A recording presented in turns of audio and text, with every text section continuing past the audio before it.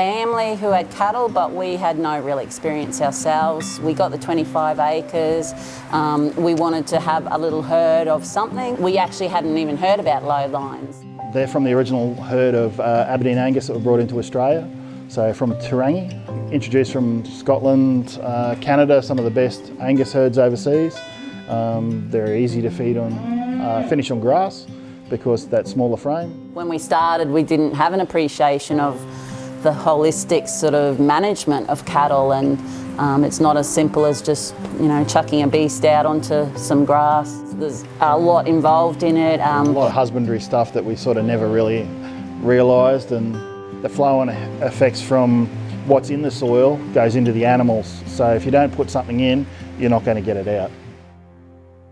When we bought the property, it was from the original farming family that had opened it up in the 1930s. They'd gone out of the dairy industry, were just into beef cattle, heaps of lantana, heaps of tobacco bush, no fences. So we had to start from scratch basically, and we thought, well, if we're going to do it, we should learn how to do it right.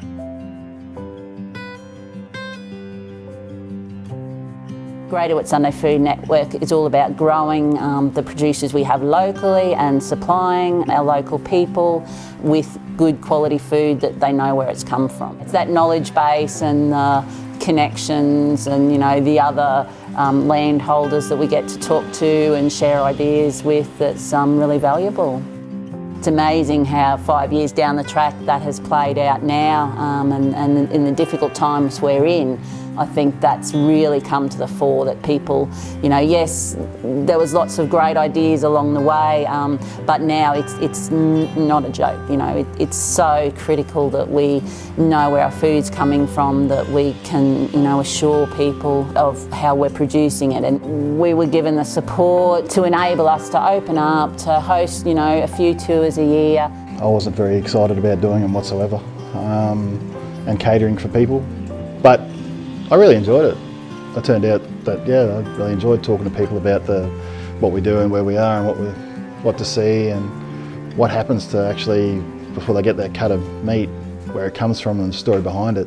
We like our animals and we care about them and we send them off, and it's part of the process. But we've had a lot of people come back and, well, on our Facebook page and said, you know, oh, best T-bones we've ever had and best meat, love the flavour, you know, because grass-fed beef carries the country that's on its flavour with it, whether it's from the Diamantina, whether it's from Youngla here or down south or whatever. What they eat is what you taste.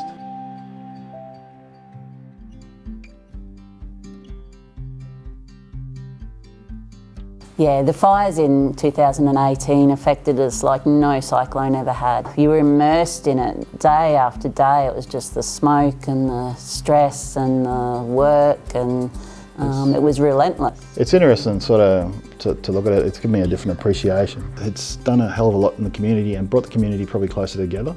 Yeah, I feel very sorry for anyone who deals with fires like down in Victoria and that, and they're way worse than ours. I know I personally didn't get over it for a long time until last year, and as a result, obviously we were all fighting the fire during 2018, and we'd always meant to join the Rural Fire Brigade but hadn't, but after the fires we did, and last year I sort of went out on my first fire, and that was marvellous to see, you know, how it was fought properly and empowered that yes, we can, you know, we can do this if it happens again. So that was good.